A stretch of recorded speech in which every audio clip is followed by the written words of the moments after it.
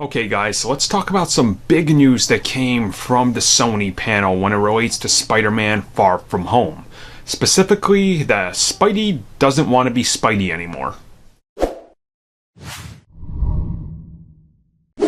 So, as we learned, Tom Holland's Spider-Man actually does not want to be Spider-Man anymore. That's why he's going to be leaving his classic suit behind at the beginning of the movie before he goes overseas.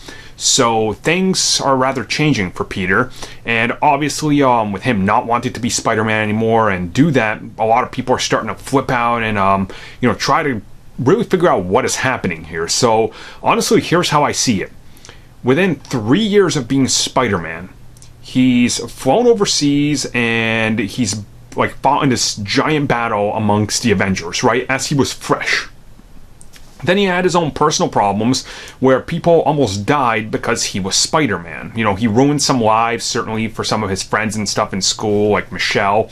So things got a little out of hand. Then he goes to space and he gets dusted. He dies.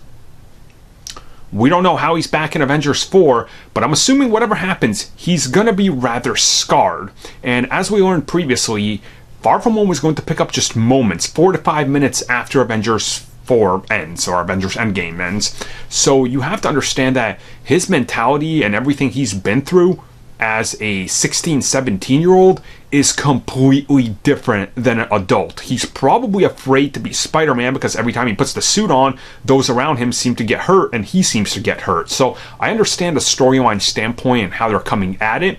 I just wish that would have been conveyed a little bit better by these people covering the conference, right? So I think this is going to be something that sets a lot of people off, but let's be real about this. Spider-Man 2, arguably people's favorite and the best Spider-Man movie, deals with the same thing. Peter losing his powers and being like, well, yeah, do I really need them? I can just be Peter. And then the story unfolds, right? So I think we should reserve judgment on this, but I can see why a lot of people are apprehensive.